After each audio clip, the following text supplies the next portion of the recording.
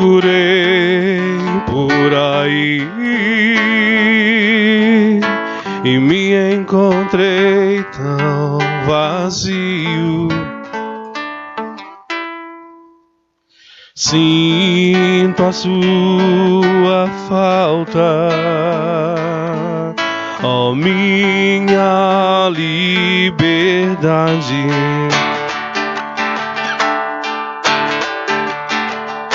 Aprisionado dentro de mim, eu senti a escuridão.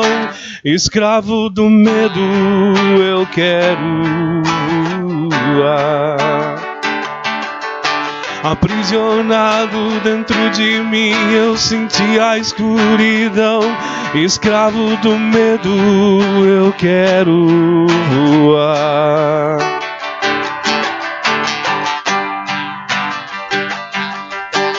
Como Ícaro de asas partidas, eu mergulhei nas drogas, na ilusão, na minha loucura.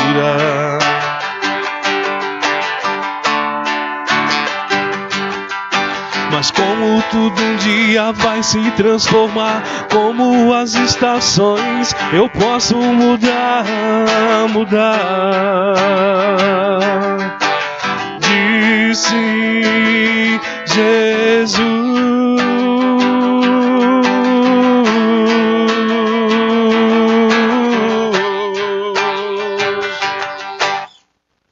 Venha comigo, não tenha medo. Viver é uma conquista, existir é realizar os nossos sonhos. Venha comigo, não tenha medo. Viver é uma conquista, existir é realizar os nossos sonhos.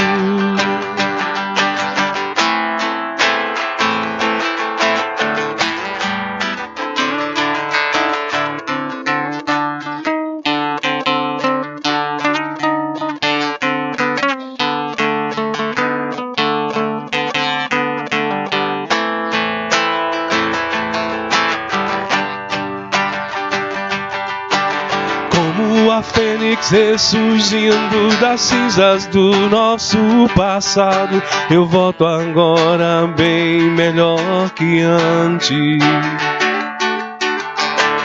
Como a fênix ressurgindo das cinzas do nosso passado, eu volto agora bem melhor que nunca.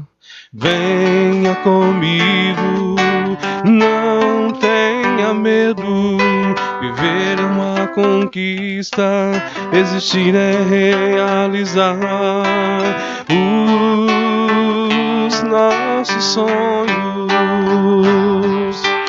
Venha comigo, não tenha medo. Viver é uma conquista, existir é realizar os nossos sonhos.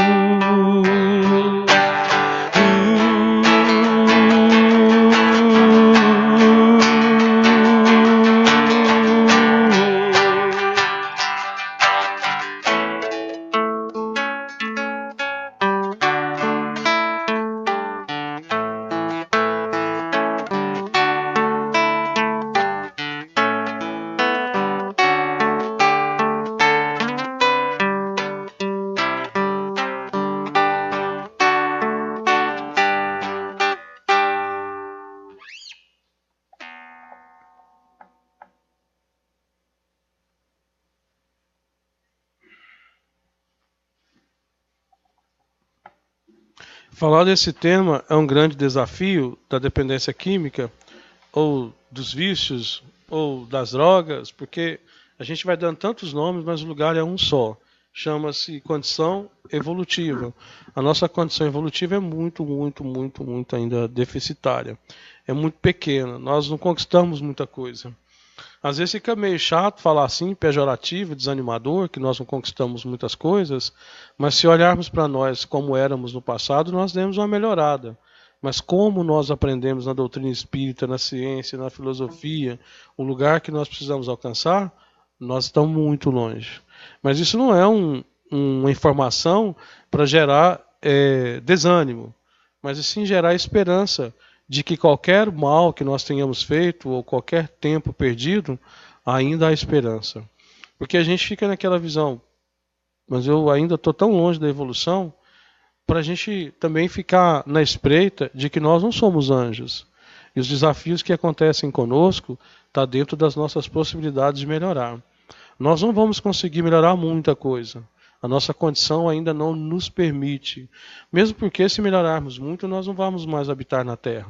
Nós ainda temos muito pé colado aqui na Terra.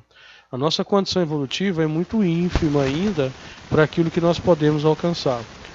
O que acontece é que nós temos muita intelectualidade, nós temos muita informação e pouca ação. Nós conseguimos tanta informação que a gente vem aqui dar palestra, a gente se torna professor, nós nos tornamos mestre, nós nos tornamos médicos, psicólogos. Alguém vai começar a andar à frente. E esses, quando vão trabalhar a cura de outros, trabalham a cura de si mesmo. A partir do momento que eu trabalho a doença mental ou o cognitivo de alguém, aquilo está servindo para eu me observar, para eu me vigiar, para eu também me trabalhar. Quando eu sou médico, possivelmente há uma grande probabilidade daquele gosto que eu tenho de trabalhar com sangue, de cortar pessoas, aquela frieza, aquela tranquilidade, pode ser já uma superação de vidas, onde eu cortava essas pessoas sem qualquer tipo de sentimento. A frieza que eu falo não da indiferença, mas a frieza de não sofrer ali na hora. Porque se ele sofre junto com todo mundo, ele não vai conseguir fazer a cirurgia. Então é uma sublimação, é uma superação, que corta, que tira pedaço, que cola daqui, que remenda dali, e que consegue ver os órgãos funcionando ou parando e consegue trabalhar isso. É uma evolução. O psicólogo vai trabalhar com a loucura mental, com o desequilíbrio, com o destempero, o desespero da afetividade, do adoecimento psíquico, para ele trabalhar a si mesmo. Possivelmente viveu muito nesses lugares. E todos nós vivemos nos adoecimentos. A partir do momento que eu vou me trabalhando, eu vou buscando uma forma de sublimar isso aí. Mesmo estando naquele lugar, eu vou procurar a minha sanidade. Mesmo estando na loucura, eu vou procurar trabalhar a loucura do outro, para que eu aprenda a trabalhar a minha. A partir do momento que eu vou trazendo o diagnóstico para o outro, eu vou me observando. Como é que eu trabalho isso em mim? Como é que eu estou lidando com a minha vida quando eu falo da vida do outro? A partir do momento que eu estou dando palestra, como é que eu estou visualizando a minha vida como se eu estivesse ouvindo? Será que o meu ouvido escuta o que eu falo? A gente vai trabalhando esse espelho na vida. E para a gente lidar com os desafios da vida, as dificuldades, os conflitos, não é nada fácil. Porque hoje a gente está bem, amanhã pode não estar. A nossa emoção ela tem convulsões, ela sobe e desce a todo tempo, e é uma condição ainda nossa. Nós temos uma ideia de que equilíbrio é estar numa linha reta. E equilíbrio são aquelas nuances, são as montanhas. Uma hora é planície, outra hora é montanha, sobe, desce, sobe. Equilíbrio é isso aí. Equilíbrio, segundo Confúcio dizia, ele dá o exemplo de uma ponte sem corrimão. Excedeu para a esquerda, cai. Ou excedeu para a direita, pode cair. Buda vai dizer que o equilíbrio, ele dá uma figura de linguagem, é como se fosse o caminho do meio. Aqui a gente fica no meio do caminho. E no meio do caminho tem uma pedra. Para alguns essa pedra vai ser a pedra da dificuldade, a pedra do sentimento, a frieza, a dureza. Para outros vai ser a pedra de craque. Para outros vai ser a pedra que nós atiramos em outros e que agora essas pedras estão no nosso caminho, porque elas, na lei de ação e reação, elas voltaram para nós. Como já dito aqui, nós somos uma frequência que propaga dentro desse lugar que nós chamamos de espaço-tempo, dentro desse lugar que nós chamamos de planeta Terra e que está aqui a nossa vibração. O planeta Terra existe porque nós existimos. O planeta Terra é o que nós pensamos e vibramos. Tudo que existe aqui, nós fazemos parte. Por mais que nós denunciamos alguém corrupto, nós também somos a corrupção. Por mais que nós falamos de traição, nós também traímos. Por mais que nós falamos de dor e sofrimento, nós somos dor e sofrimento. Nós somos o conjunto. Nós somos o todo. A cada um indivíduo que se isola e comete suicídio, adoece um organismo, porque o indivíduo é a célula. A partir do momento que eu me desequilibro, a família padece. A partir do momento que uma família descobre um dependente químico ou um homossexual que vive o preconceito, ou alguém com transtorno que é abandonado, toda a família padece de geração a geração. Se eu expulsei alguém da minha família hoje por um julgamento, por eu me colocar no lugar da moral e que ele deve ser excluso da família, isso vai aparecer de geração em geração, como diz o Novo Testamento, que até a 5ª geração será amaldiçoado.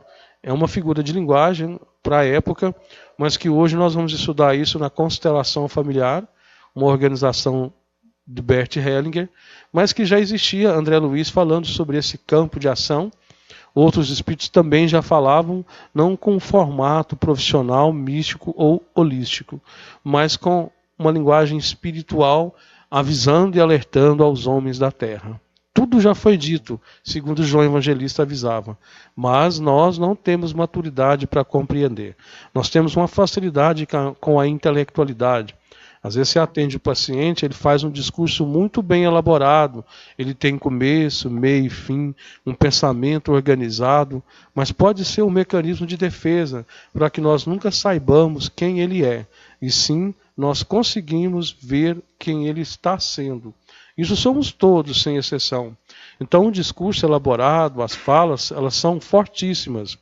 É por isso que é importante nós estudarmos a semântica, nós estudarmos os significados da linguagem, a etimologia do que nós estamos falando, para entender o que nós estamos comunicando. O que eu comunico é aquilo que os meus pais me ensinaram a crer, o que eu comunico é aquilo que eu creio, o que eu comunico é aquilo que eu penso, ou o que eu comunico é aquilo que eu sinto. O que eu sinto é confuso, porque vem um misturado de coisas que eu aprendi.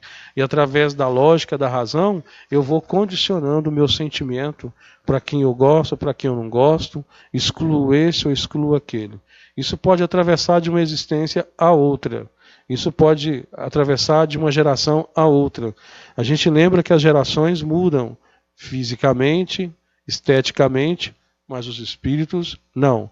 Pode ser que até a 5ª geração eu estou vivendo com os mesmos espíritos que eu atraí ou fui atraído. De novo, nós somos frequência e propagamos em onda. E toda vez que eu propago em onda, alguém vai estar vibrando na minha sintonia. Vibrou na minha sintonia, eu entro na lei de ação e reação. Isso vai se propagando. Desceu para a lei de vibração, eu vim para o mundo físico, para o planeta Terra. Chegando aqui, as dores, as dificuldades, os conflitos ainda não entendidos por nós vamos padecendo. Nós vamos adquirir um corpo somático com trilhões de células que vão adoecendo, que é um processo natural. As células se suicidam, as células adoecem e nós vamos morrendo. Vivemos de morrer e morremos de viver. Com o tempo, esse corpo vai ficando enfraquecido e ele vai perdendo o seu fluido vital gradativamente. E isso eu vou me fortalecendo para o plano espiritual. Eu vou sendo atraído para a pátria espiritual. Retorno à pátria espiritual, retorno à vida. Mergulho na terra para reencarnar, entro na morte do espírito para viver a carne, segundo as necessidades da minha evolução. Chegando aqui, os desafios, as dificuldades, de novo aparecem. Não desenvolvi o meu todo. Somos mais inconsciente do que consciente. E o inconsciente é o paraíso, é o jardim do Éden. O consciente é quando Adão e Eva descobrem-se nus e começam a perceber a carne, o desejo, o prazer, a vida. Assim surge o conflito do bem e mal, o que pode, o que não pode, o que é perverso, o que é neurótico, o que é psicótico, o que é doença, o que é sofrimento, confunde a nossa mente. E a gente vai descobrindo o estado de consciência. Aí eu começo a julgar. Aí eu começo a perceber noite e dia, bem e mal. Vem a dualidade existencial e eu começo então a entrar em conflito. Começo então a tentar entender o porquê eu existo, como eu existo, de onde vim, por que estou, para onde vou. Entra todo esse conflito. Desde 5.000 anos existem as plantas, existem a substância, existem os princípios ativos dessas plantas, que ao serem usadas vão trazer aí o contraste conosco. Então vamos lá. Pegando o Leon Denis no seu livro Problema do Ser e Destino da Dor, eu sempre repito isso, porque para a gente lembrar dos reinos que coexistem em nós. Na pré-história, nós habitávamos em cima de plantas, de árvores, com medo das feras, com medo de ser comido pelos monstros. E ali nós sustentávamos de vegetal.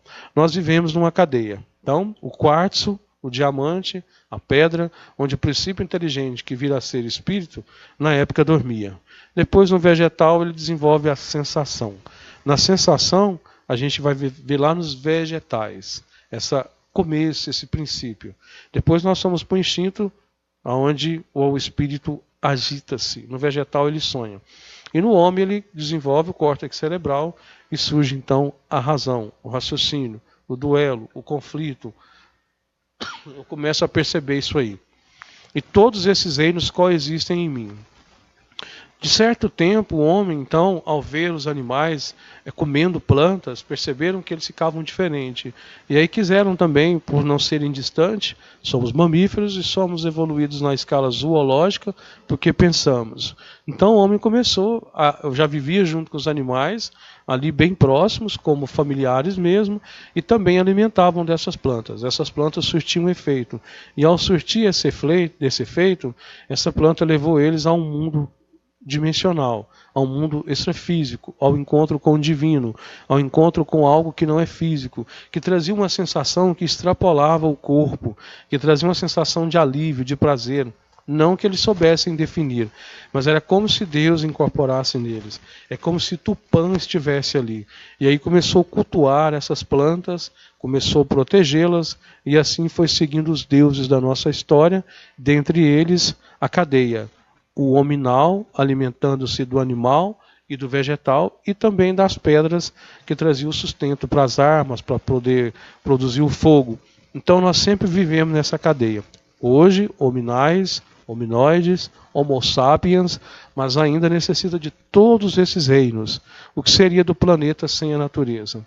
Dentro dessa cadeia alimentar, o homem alimenta-se ainda num processo primitivo dessas plantas que trazem os princípios ativos, que gera a substância e que vai gerar em nós uma endorfina, vai gerar em nós uma adrenalina, uma imunoglobulina, vai gerar em nós um processo de prazer para que eu saia da dor. Não quero a dor, então eu vou para o prazer. A dor era inconsciente no processo quando nós éramos mais primitivos e a gente não tinha tanto essa percepção. Agora, no estado consciencial, a gente percebe ela e a gente quer ter uma sensação de alívio. Essa sensação de alívio é a evolução. O prazer é um merecimento também, como alguns veem como punição. Mas a dor é dizendo que algo ainda não está funcionando. A dor está dando uma informação para o nosso DNA divino que a gente ainda habita na escuridão e que a gente não quer olhar para essa escuridão. E Jung vai trazer no processo analítico que é imprescindível que nós façamos esse olhar identificando a sombra em nós, para que nós possamos fazer luz. Se nós não identificamos a sombra, para que a gente vai procurar a luz, se eu não me vejo em sombra? Às vezes a gente deseja o céu, mas tem grande receio em deixar as trevas. Esse processo de cadeia de alimentar-se, nós temos dentro de nós, no nosso sistema nervoso central, os opioides, e aí os opiáceos, desculpa. E tem uma planta que tem uma substância de princípio ativo, que é usado também para alucinar, que são o ópio, e que se parece com esse processo que nós produzimos dentro de nós. Nós produzimos substâncias, nós produzimos toxina. Nós temos dentro de nós, quando habitávamos no princípio inteligente na água, Mais de 62% de água em nós. Nós coexistimos dentro da tabela periódica. Nós nos construímos também como terra. O homem do pó veio, do pó voltará. Nós temos todo o planeta em nós. Nós somos um universo miniaturizado. Informam-nos os espíritos. Nós estamos num processo de evolução, de transição. Está lá no capítulo 3. Estamos num processo transicional. Nem no mundo inferior e nem de regeneração. Nós estamos caminhando para lá. Por isso que a gente vê tanto processo de dor e sofrimento que tende-se a intensificar em função do Apocalipse ao dizer que a planta, o joio e o trigo só podem ser separados quando crescem, porque as plantas são muito similares. E é o que está acontecendo. O mal está se revelando. Aqueles que realmente são perversos estão se revelando, estão vindo ao mundo, o mundo visível. Aqueles que são bons ainda são tímidos, porque ainda são temerários, são criticados. E uma das formas de nós sermos rebeldes, uma das formas da gente trabalhar a mudança do mundo, criar o nosso protesto, chama-se ajudando os outros, ajudamo-nos. A partir do momento que eu trabalho a mudança do outro, na verdade eu estou trabalhando a minha. Aquilo que eu chamo de caridade para o próximo, não tenhamos preguiça de sair, porque a gente está cuidando é da gente. Por mais que a gente vá lá na rua por causa do outro, quem eu levo para ajudar o outro sou eu. Quem eu levo para levar a cesta, o alimento ou a arte sou eu. Então eu estou levando a mim. No momento em que eu me levo para fazer a palestra, eu estou me levando para uma casa espírita onde tem a cúpula dos espíritos, o amparo e a proteção. Durante 40 minutos, 30 minutos, eu deixei de fazer o mal. Esses 30 minutos ele vai propagar na minha existência, ele vai ser contabilizado na minha conta bancária espiritual, e que ao desligar-me do corpo físico, esses créditos serão reutilizados na minha passagem, na minha chegada. Eu não vou ter nada daquilo que eu não conquistei. O bônus horas é dado para aqueles que trabalham lá no plano espiritual, e aqui nós temos o bônus horas também. Quando eu vou assistir alguém sem nada cobrar e sem reclamar, eu comecei já a acreditar ali o meu bônus horas no plano físico. Aqui, segundo o plano espiritual. A partir do momento que eu saio da minha casa, do meu conforto, para ir numa clínica, num presídio, para levar comida, para ajudar alguém, eu estou já fazendo o meu bônus horas. Lembrando que o que nós estamos fazendo primeiro é para nós. Por mais que a gente trabalhe a humildade, como Chico Xavier propunha, por mais que a gente nos renome, eu estou aqui porque eu sou péssimo, eu sou horrível, eu sou um monstro, mas eu estou aqui. É verdade. Nós somos monstros de nós mesmos, não dos outros, de nós mesmos. Mesmo quando eu agrido o outro, eu sou monstro de mim mesmo, porque eu tenho dualidade dentro de mim. Existe dentro de mim Deus e o demônio. Cada momento eu vou dar vida para alguns. No momento em que eu estou trazendo para vocês a palavra de bom ânimo, de permanecermos no corpo, de continuarmos juntos, esse é o momento em que nós estamos falando de uma busca divina, eterna, presencial. No momento em que eu agrido, eu afasto, eu separo, o demônio que existe em mim surge. Todos nós existimos nos dois. Todos nós existimos nessa dualidade, entre dois mundos, espiritual e físico. O espírito habita no corpo. Quando eu estou só no espírito, vida espiritual. No corpo, vida física. Portanto, as substâncias são utilizadas para que eu saiba ou que eu consiga lidar com os conflitos do mundo. Estudando um pouco sobre isso, a vida de Elvis Presley, que eu gosto muito, morreu com 45 anos, precisamente no dia 16 de agosto de 1977. Aos 45 anos, era diabético, depressivo, riquíssimo, bonito, dançarino, cantor, compositor, né, letrista, instrumentista. E você diria, o que faltou para ele? O que faltou para Elvis Presley? Faltou ele na vida dele, ele participar da vida dele. A partir da morte da mãe, uma depressão intensificou e ele foi adoecendo. Tinha tudo, só faltava ele. Por que será que uma pessoa daquela morre em tão tenra idade? Por que será que pessoas tão prósperas, que ganham dinheiro tão rápido e que se propagam, que se tornam conhecidos mundialmente, morrem jovens e, na maioria, não somente pelas drogas ilícitas, mas muitos morreram por drogas lícitas, pelos barbitúricos, pelos ansiolíticos, os analgésicos, para não sentir. Elvis Presley, interrogado por quê, o irmão de Elvis, questionado sobre a vida de Elvis, ele dizia: Elvis preferia viver anestesiado com os efeitos dos barbitúricos, dos ansiolíticos, dos anestésicos, dos remédios, do que suportar o sofrimento e a angústia do mundo. Aí, até para você dar uma pausa para pensar, eu quero te fazer uma pergunta. Explica para eles que existem outras formas de anestesia nessa vida que não seja drogas nem álcool. Porque às vezes a gente pensa assim: não uso drogas e não bebo, então eu não sofro dessa, digamos assim, alienação de tentar fugir da realidade. Mas existem outras formas de fugir da realidade, não existe? Simplesmente ignorando, fechando os olhos, dando as costas. Então, te pergunto, o que você pode acrescentar para nós disso aí, dessas várias formas que existem, inclusive lícitas, de fugir da realidade e que muitos de nós aqui presentes, talvez inclusive eu, façamos uso delas? Se nós formos viver somente da realidade, nós ficaremos loucos. A realidade é dura. Mas não necessariamente a minha realidade é a sua. Para mim, é um estado real estar na Casa Espírita às 20h30, num dia de quarta-feira, precisamente 13 de junho de 2018. É um estado de consciência e de realidade maravilhosa. Para muitos estar aqui é fanatismo, é falta do que fazer, é falta de ter outra coisa para fazer. Então a realidade de quem não está aqui é essa. E nós não podemos ir contra eles, porque eles não percebem o que nós estamos percebendo, porque um dia já fomos como eles. A indiferença que nós temos, todos nós temos a indiferença. Às vezes eu não tenho a indiferença de ir numa palestra, não dormir, não ficar saindo e assistir, mas eu tenho a indiferença de assistir alguém lá fora. Às vezes eu não tenho a indiferença de cuidar de um familiar, mas tenho a diferença de cuidar daquele que não é do meu sangue.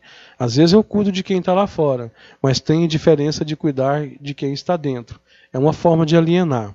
A droga nós alienamos por vários motivos. Para eu não aceitar e ter que conviver com a realidade dura, porque eu não consegui lidar com o luto, eu não faço luto naquele período e vou vivendo ele para o resto da vida.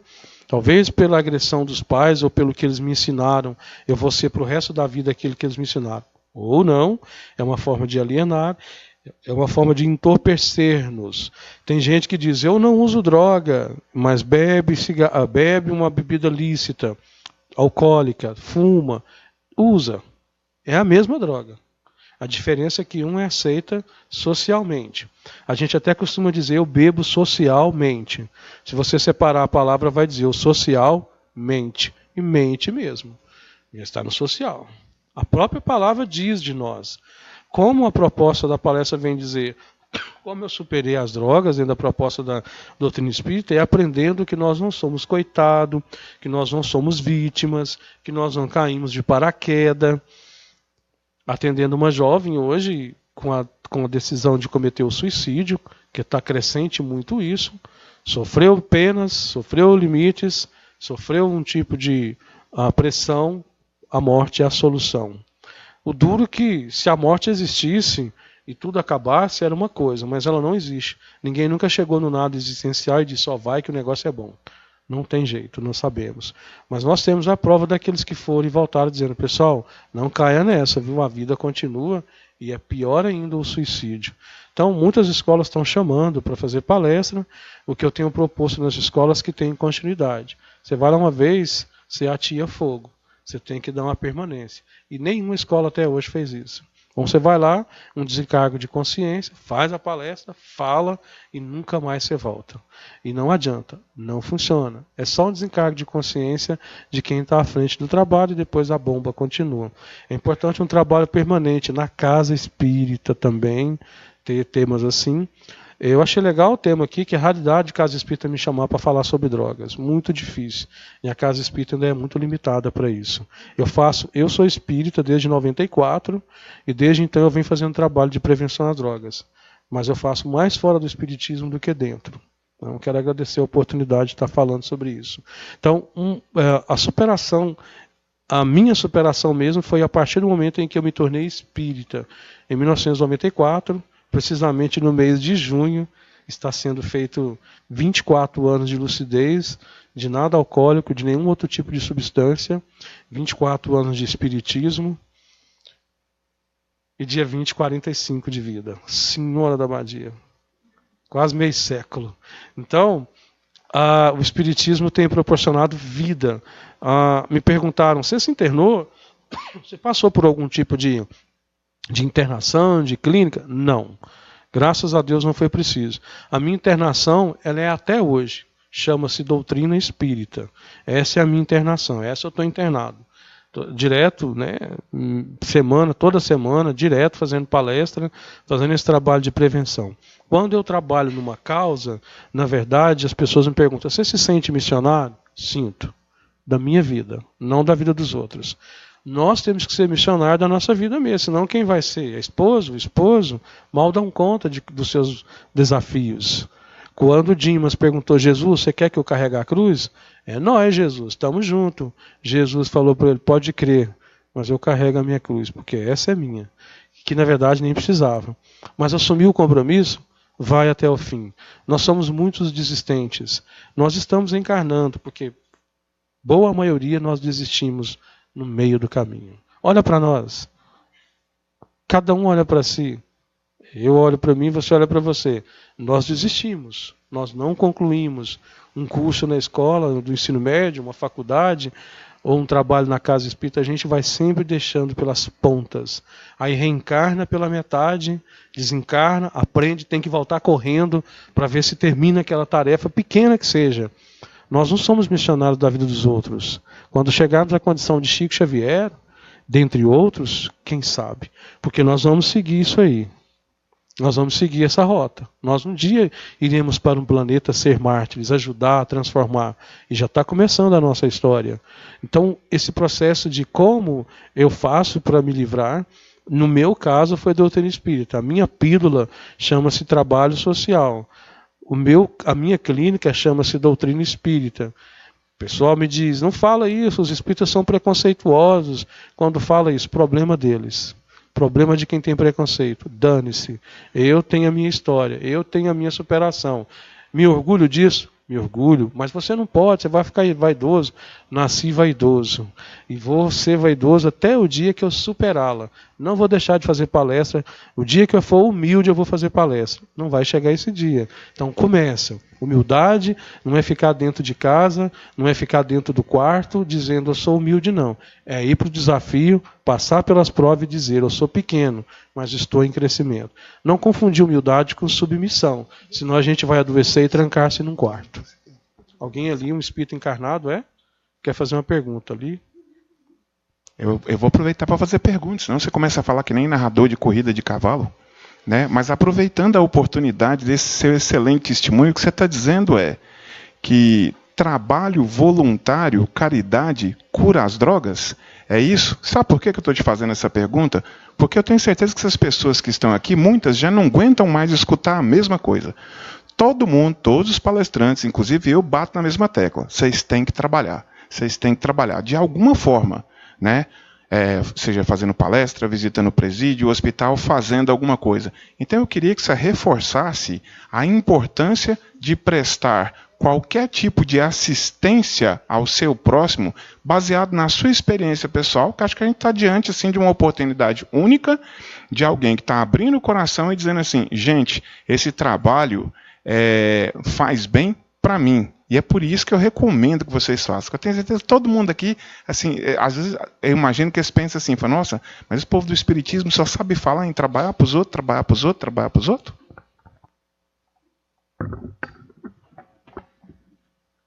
Pessoal, se eu fosse vocês, eu não trabalharia em projeto social e nem pela doutrina. Porque senão vocês vão tomar a minha vaga. O trabalho, ele precisa ser despertado em nós. Se não for, a gente começa a ir por alguém que a gente gosta, né? Eu iniciei por uma ex-namorada na época que me convidou a conhecer o Espiritismo, porque ela lia minhas poesias, falava, suas poesias falam de espiritualismo, fala de vida fora do corpo. Eu nem sabia. Na verdade, a gente inconscientemente sabe, né? Porque nós viemos de lá. E ela falou, vem conhecer. E mostrou um poema de Leon Denis chamado Enigma. E aí eu não lembro mais o poema dele, mas eu fiquei mexido com o poema e vim para a doutrina espírita primeiro por ela, depois eu descobri que eu tinha vindo, na verdade, era por mim, porque o que eu passei depois, o que me sustentou, chama-se doutrina dos espíritos, não dos espíritas, porque dos espíritas a gente se frustra, porque somos todos falhos, julgadores e errantes. Uma hora a gente vai despertar. Está lá no capítulo do Evangelho segundo o Espiritismo 21, trabalhadores da última hora. O da primeira, da segunda e da última. Nós somos todos esses. Quem que foi o primeiro? Aí a gente fala Jesus, mas a gente estava lá. Quem que foi o segundo, né? Primeiro, Moisés, mas a gente estava lá, junto com o bezerro de ouro. Quem foi o segundo? Jesus. A gente estava lá jogando a pedra, não trabalhando. A gente estava, como diz aquela música, estava à toa na vida, vendo a vida passar, e a banda também. Agora nós estamos na banda de cá. E aí a terceira revelação, terceiro trabalhador da última hora, Espiritismo, capítulo 6, está lá. E nós aqui também estamos. Nós somos todos esses aí, em 3D, em três situações que nós já vivemos. A tríade, a trindade universal. Nós estávamos na primeira hora, na segunda e na terceira. E se brincava para a quarta e a quinta geração, aqui pensando, eu vou ou não vou? Eu gasto meu dinheiro ou não? Eu ponho meu carro nessa poeira ou não? Mas e se arranhar? Eu gasto minha gasolina aí, R$5 ou não? Como é que eu faço? Então eu vou a pé, não, eu vou de bicicleta. Não importa como eu vou, mas eu vou. Esse é o desafio. E os desafios eles só aumentam quando nós temos capacidade. A gente, na academia, só aumenta o peso quando eu aumento a minha força. E eu lembro que Jesus disse o seguinte, vinde a mim todos vós que estáis cansados e oprimidos, que eu vos aliviarei. Ele não disse eu vos carregarei. O fardo que a gente diz que está pesado, ele não mudou em nada. Está no mesmo tanto. Nós é que enfraquecemos na caminhada. Por isso que nós precisamos estar juntos. Vamos lá, estamos juntos. Dimas não carregou a cruz, mas ele deu o copo com água. Vamos lá, eu não posso viver a sua prova, marido nem marida. Eu não posso fazer no seu lugar o processo de câncer, de depuração. Mas eu estou aqui para segurar na sua mão até o último suspiro. Falava para mim a esposa o casal que era os pais do meu paciente. Falou para mim. Eles queriam que eu saísse do quarto, eu sabia que ele ia desencarnar, e ele virou para mim e falou, bem, estou morrendo. E ela disse assim, ó, você está cumprindo o que você veio para... Olha a esposa falando, hein? Nova. Você está cumprindo o que você veio para cumprir. Você vai desencarnar. Mas eu vou ficar aqui do seu lado até você desligar-se do corpo. Daqui ninguém me tira. Sem desespero, sem desequilíbrio. Ficou lá até o desligamento do corpo físico, heroicamente. Isso é superpoder. Isso é ser herói. Ficou lá, segurou na mão, não desesperou, não entrou em desequilíbrio, não esbravejou, não brigou e não chorou desesperadamente. Quando ele desligou-se do corpo, a irmã, com a vidência, disse, ó, vi aqui espírito iluminado levando ele. Cumpriu o que ele tinha que cumprir aos 40 anos de idade. Isso é uma prova para nós que vale a pena persistir. Eu vou encerrar, porque já tem uns obsessores olhando para o relógio. E eu vou ficar aqui obsediando vocês. Que Jesus abençoe a cada um. Esse tema tem que ser em parte 1, parte 2 e parte 3, né? É muita informação e talvez com o tempo a gente faz isso melhor. Eu até sugiro a Casa Espírita aqui, eu não conheço os diretores daqui mesmo, mas vocês falam para eles, faz um seminário lá. Mas isso vocês que têm que sugerir vir. Não adianta a casa fazer o seminário e só vir eu e os desencarnados. Pessoal, muita paz, muito obrigado. Que Deus abençoe a cada um de nós e que a cada dia nós superamos mais os nossos desafios.